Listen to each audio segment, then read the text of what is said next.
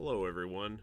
Today, I would like to talk about the nuclear history of the American West and the United States and how military and civilian forces work together in order to create a more uh, cohesive solution to energy problems in the United States. In this presentation, it will talk about the elements of the science that had to be done in order to get to the point of the nuclear um, effects, and also the development of the atomic bomb, because we cannot discuss the development of nuclear history without said foundation and civilization, or the civil change into the energy as the years progressed. Of course, the military would always be involved in atomic and plutonium matters, but more time went on and we got more and more developments, and this spread to other countries as well.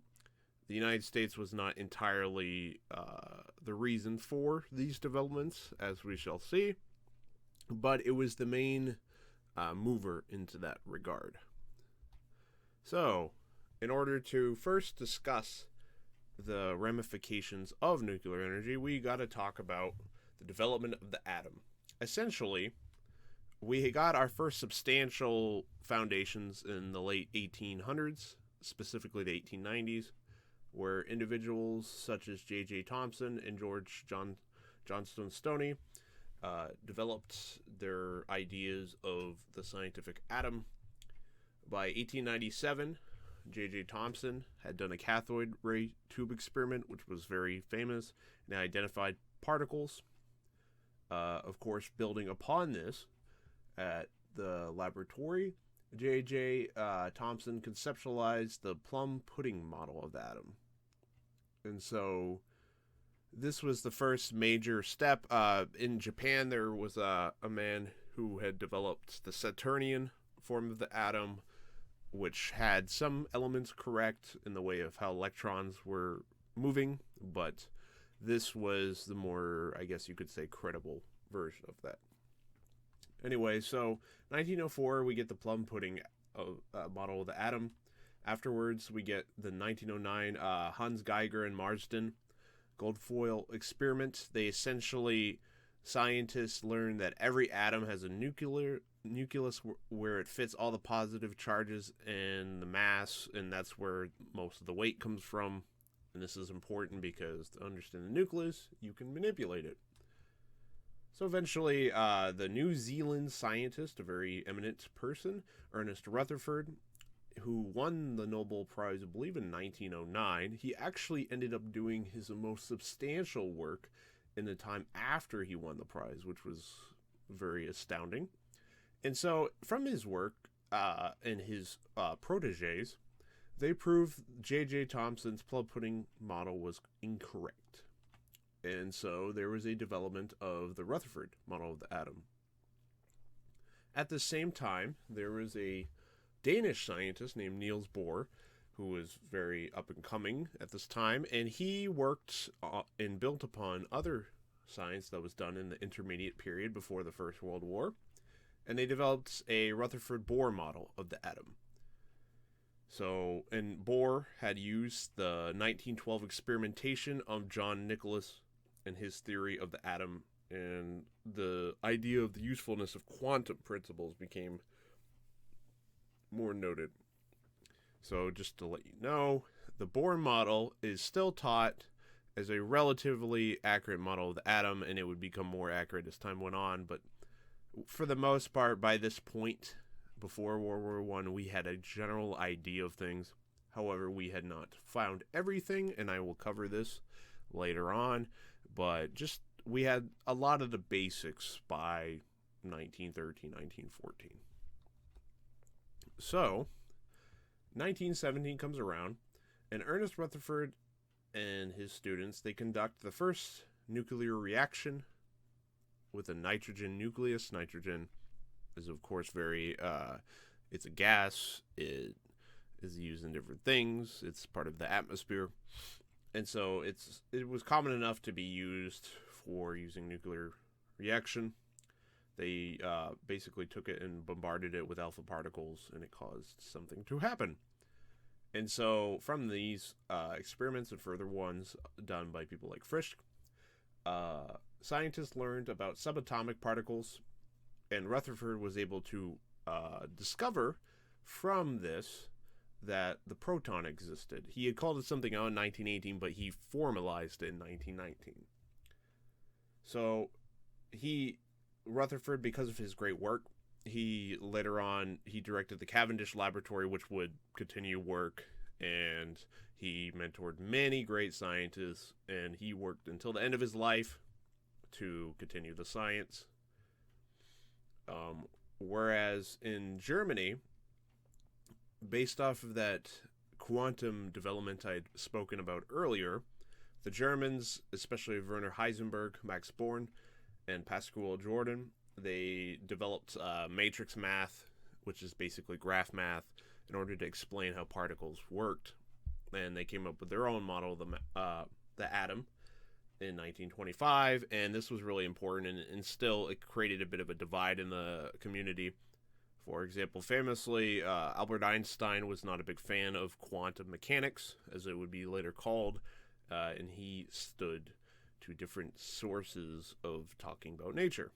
So the German school really came about in the quantum and talking about subatomic particles and very complicated things that we don't entirely understand today, even with our amazing CERN particle accelerator and so on.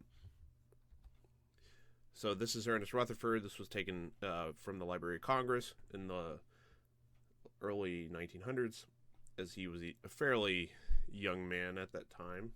Not fairly young, excuse me. He was middle-aged, and he had accomplished a great deal. He had sort of a tough living experience as among some of the first settlers in New Zealand, their offspring, and so Australia and New Zealand at that time were very much like the Wild West is portrayed, and so it's a very interesting thing that I did not know before my research had begun, so I thought that was interesting. Okay, so as the 1920s progressed, we kept getting quantum developments. It caused a lot of debate among the community. We get the 1925 first, artificial transmutation. Transmutation simply means a change of one element to another because of different reactions, by Patrick Blachett. What notably happened here was in the U.S., they had slowly in the 1920s and 30s, not slowly, but they had kind of caught up to the British and German program because there was a lot of money being thrown around, especially for science at that time period. So a physicist named Ernesto Lawrence at Berkeley developed the cyclotron, which basically would spin the particles around a sort of primordial essence of what the CERN particle accelerator is, just at a smaller scale. And the cyclotron was very important for these early developments and, of course, the later on development of the atomic bomb at Los Alamos and so on. 1932 was a very notable year for nuclear development because the neutron, which is essentially it is a particle within the nucleus. It's fairly large. So the proton and neutron are about the same size, whereas electrons float around of sorts and like clouds, and they're much smaller, but they affect the properties of things. And so in 1932, the first experiment to split nucleus in a controlled manner occurred in Cavendish by John Cockcroft and Ernest Walton. These were students, of course, under Ernest Rutherford, and so this was a major thing. Eventually, James Chadwick discovered the neutron. So they did the experiments, and James Chadwick basically interpreted the experiment and said, wow, this is amazing, this is a neutron, this is what's going on. So understanding that atoms composed of these three elements, the proton, neutron, and electrons, allowed scientists to formulate new ways to approach things, and as we are about to see, the development was very fast after this. Like, according to scientists from the time period, basically 1932 was a pivotal year for the science. And so I wanted to bring up an individual who will be important in this discussion, and that'll be Leo Szilard. He was a Hungarian who ended up moving to the United Kingdom and then the United States.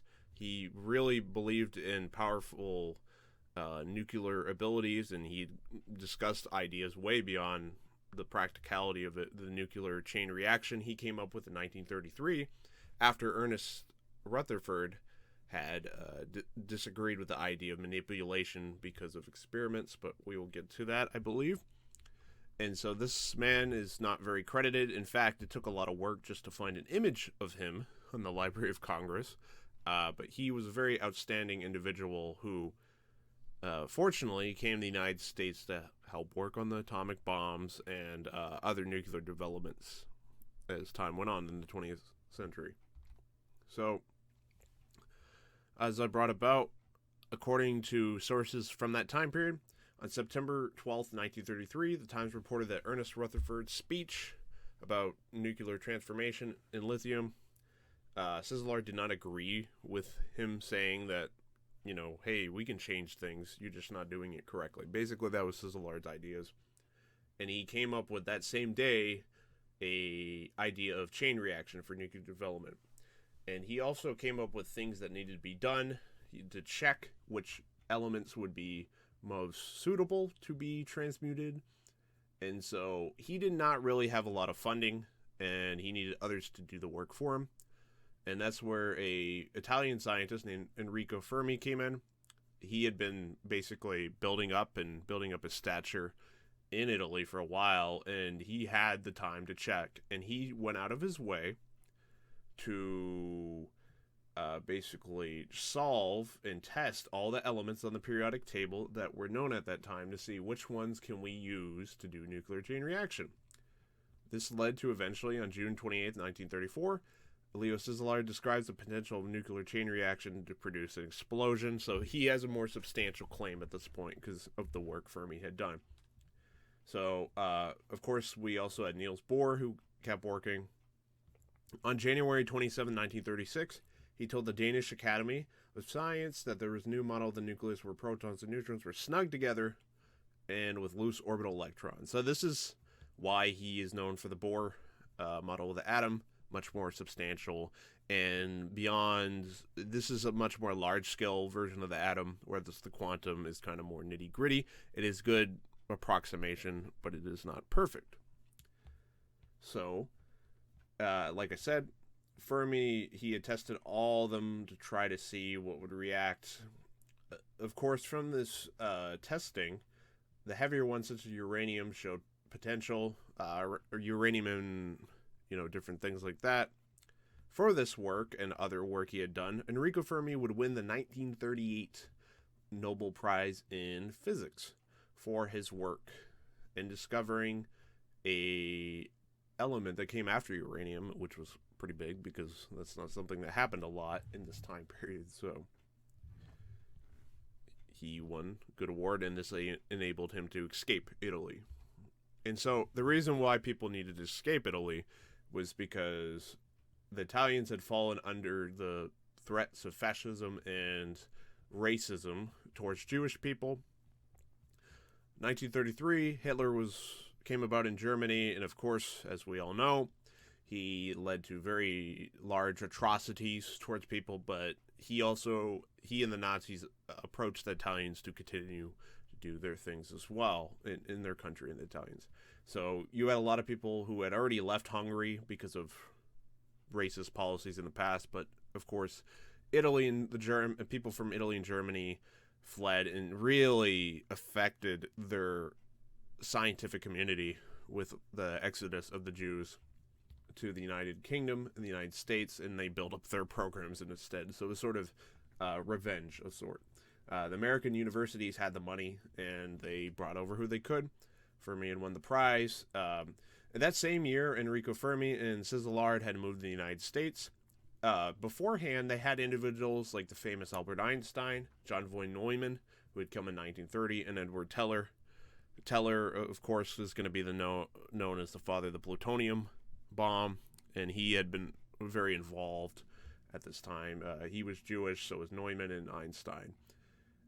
Interesting enough that a lot of people think Albert Einstein was very involved in the Manhattan Project, but for the most part, his essential contribution beyond some basic math. I mean, he had contributed some math, but it was mainly his letter to Franklin Delano Roosevelt that kind of pushed forward the Manhattan Project. Like, it kind of encouraged it because he was such an established person. FDR took him seriously. One thing I wanted to point out is that Niels Bohr, the Danish scientist, he went out of his way to help a lot of Jewish scientists and people, and I thought it was notable to point that out because I had not known that, and I thought that was very amazing that he had stuck his neck out of sorts to help people out. So 1939, in the very end of 38, Otto Hahn and Fritz Strassmann in Germany had used neutrons and uranium and it caused nuclear fission. This was very big news and huge news for nuclear science. And so the notable scientists Lise Meitner and Otto Frisch, they had kind of experimented and proved that this was the case. And Niels Bohr, he had went to the U.S. after helping so many people out to tell them in Princeton, which had just established their Institute of Advanced Study, what was going on. And so at Columbia, which was not too far from Princeton, on January 25th, 1939, they did the first nuclear fission experiment in the United States. And Fermi had been a major part of that, of course, because he had just won the prize and had been established. The next day, they did the 5th Conference of Theoretical Physics in Washington, D.C., and they really talked about it and discussed what was happening. But they still hadn't decided whether or not uranium-235 or 238 had been the appropriate for nuclear fission because it was still very concerted. Like, there were still things to be worked out, and as we'll see. So, the origins of the Manhattan Project, essentially, Einstein had sent the FDR a letter, of course, but Teller and Szilard had basically tried to talk to people at the White House that, hey, we need a bomb. The Germans are going to probably get a bomb, and, we need to work on this. And so Franklin Delano Roosevelt took it somewhat seriously. He established the Advisory Committee on Uranium, and Szilard and Teller continued talks. This is not a fast process. Szilard was asked what he needed, and he didn't really have a concrete answer. Edward Teller asked for $6,000 for graphite so they could test it, and then they got it, which was clearly not enough for what they needed. March 40th, Otto Frisch and Rudolf Purlis composed a document that showed the proof for a nuclear weapon. They had been working in the MOD Committee, which was formed in the United Kingdom, under Mark Oliphant to basically say, hey, what is the possibility of a bomb? Are the Germans getting it? And so on. So they basically really were more serious at this point in 1939, and then they got involved with the Second World War, so this was kind of pressing. So it wasn't until, later on, 1940 comes around. Uranium Committee met in April 27th. Teller, Szilard, and Wigner, they pushed to get more work done on this. However, really, it was, from what I discovered, Mark Oliphant showed up from the United Kingdom in his MOD community and discussed that, hey, we need to do this because we need this for national security. And, of course, that was that became more serious. And so, more money and stuff went forth. The Army got involved, and that continued. So this is Edward Teller, of course, his later years, and he was the face of the plutonium bomb. 1941, MOD had its final report to Vannevar Bush, and Bush was the closest man in the White House to talk with Franklin Delano Roosevelt. They, Szilard, Fermi, and others, they worked to try to increase the K value, which was basically how much graphene and how much units of uranium did they need in order to cause fission. And so they detonated.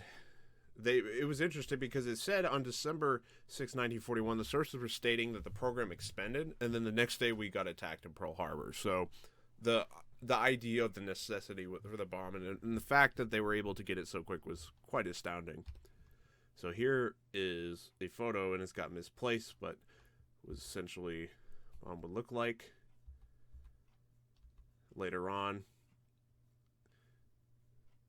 So they kept working through on how much money was needed, and they kind of had to decide by the mid 1942 what was necessary for the plants and the infrastructure. And they just they decided on 3 sites: the Hanford site in Washington, the Oak Ridge site in Tennessee, and of course the Los Alamos, the White Sands in New Mexico. The Army was called to build the site under Colonel James C. Marshall. They started the hydrogen bomb development coincidentally later in July 1942, but there was issues with this. September 1942, Franklin Delano Roosevelt orders Vannevar Bush to exclude the Navy, which I thought was interesting, but for some reason he wanted to centralize things amongst the Army. And so while they were working, they had issues. So that's why it took until December. And Chicago Pile 1, which was established in a fairly unsafe area for civilians, was the first pile they established. They finally got it close enough to try the fission.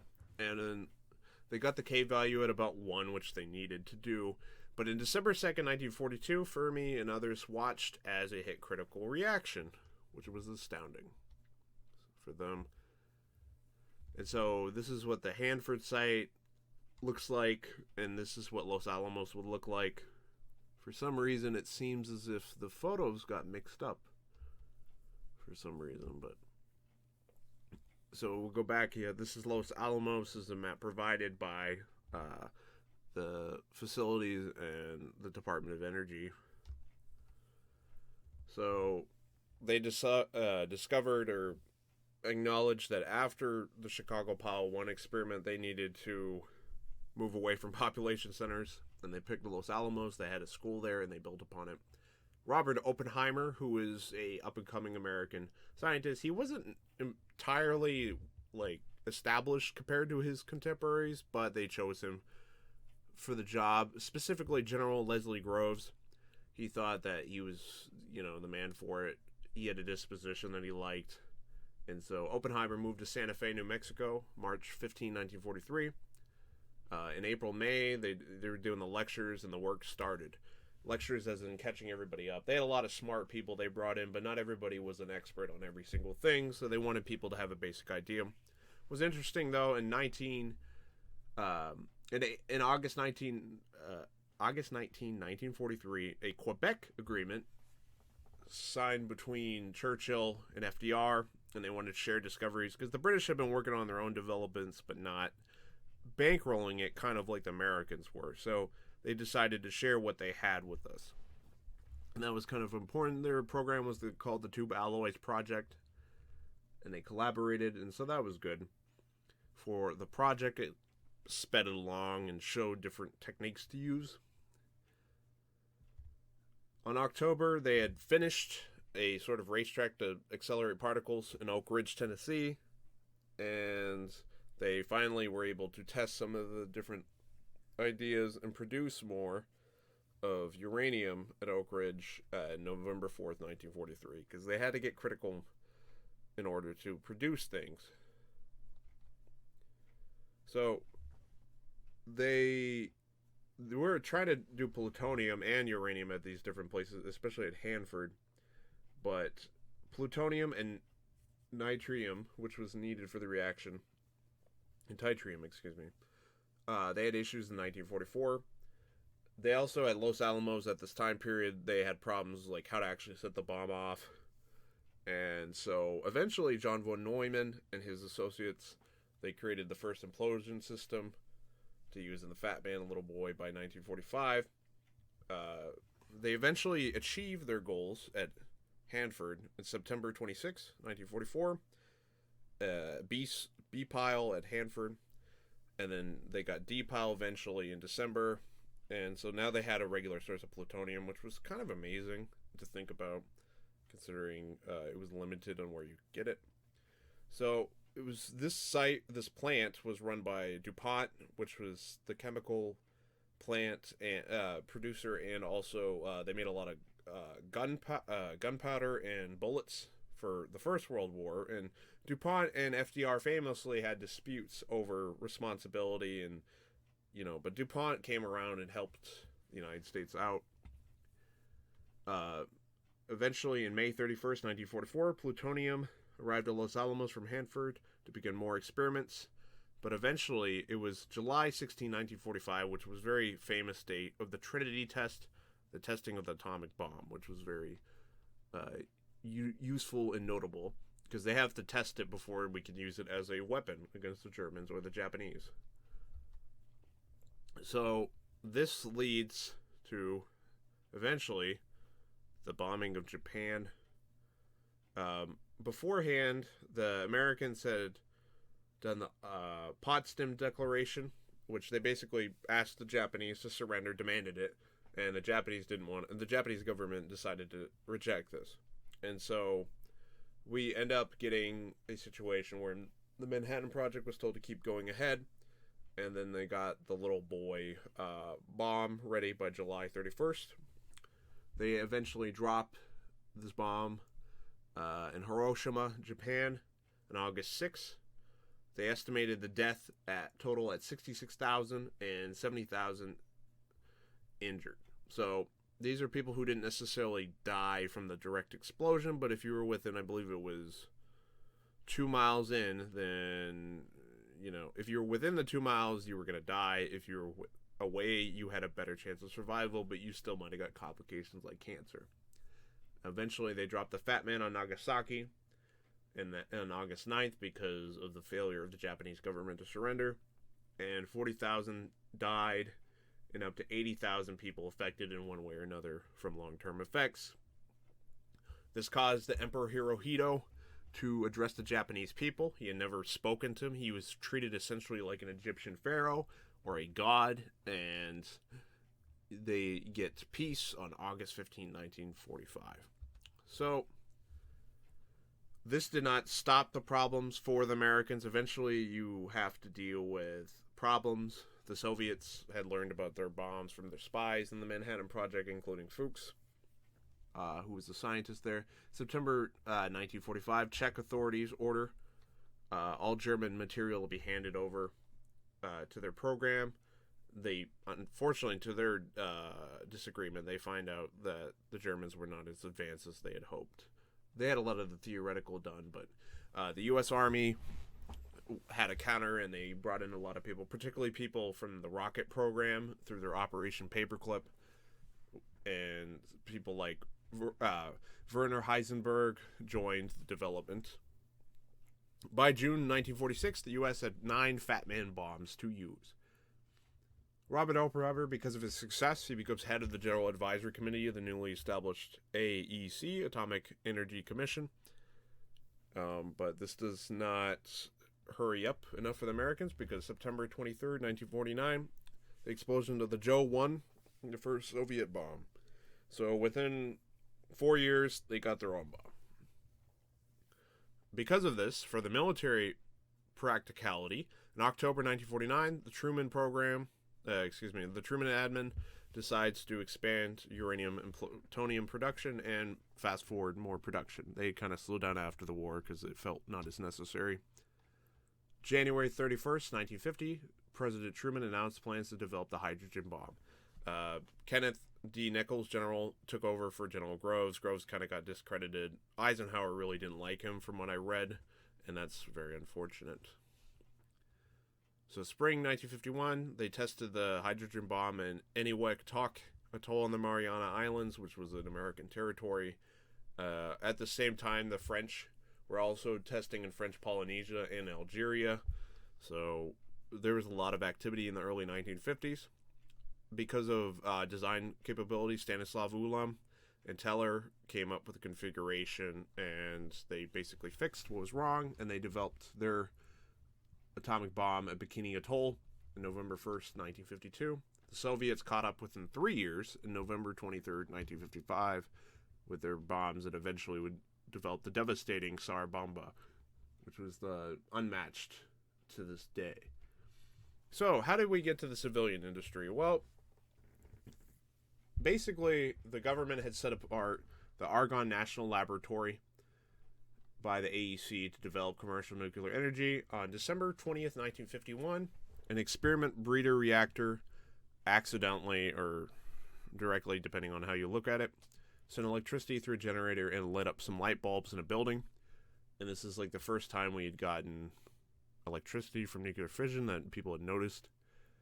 The U.S. Navy, being cut out beforehand, decided, hey, we should really look into this. And so this really incentivized people. They ended up creating a pressurized water reactor, which could be used later on for civilian use. In 1954, we get the first experimental reactor for commercial use in Pennsylvania. April 1957, the SM-1 nuclear reactor at Fort Belvoir in Virginia went online. In May 26, 1958, Eisenhower, as president, opened the first commercial reactor at Shippingport Atomic Power Station in the East. And he had done this because he said there could be an Atomic for Peace program, and he made a big speech in part of his program. Also, Sputnik would be coming about soon, so this would fit in right into the agenda of the administrations. So, uranium mining. Before 1947, main source of uranium was Canada and the Belgian Congo that the West had access to. The Germans had access to Czechoslovakia, but yes, we had gotten this for the Belgian Congo and Canada. A lot of mining occurred in states such as Arizona, Colorado, New Mexico, Oregon, South Dakota, Texas, Utah, Washington, and West Virginia. The AEC had legislation passed that they were the only legal buyer of uranium from 1947 to 1966. Because of lucky finds and different things, this caused a boom because they had regulated the prices and offered good money. So they also, near the reservations, notably the Navajo Reservation in the Southwest, Navajo people were hired and got affected negatively by the lack of safety regulations, and they kept the mining going. This led to the United States become the leading uranium producer in the world from 1953 to 1980. And so here is a map of some of the areas. As you can see on the map, the Four Corners area, which is this area right here, had a lot of different things, and it all lined up around the Rocky Mountains. So there was a lot of deposits to be exploited. There was also some in Texas as well around this area that exists. But for the most part, the main area was this. Wyoming was the leading holder of uranium, and it still is to this day.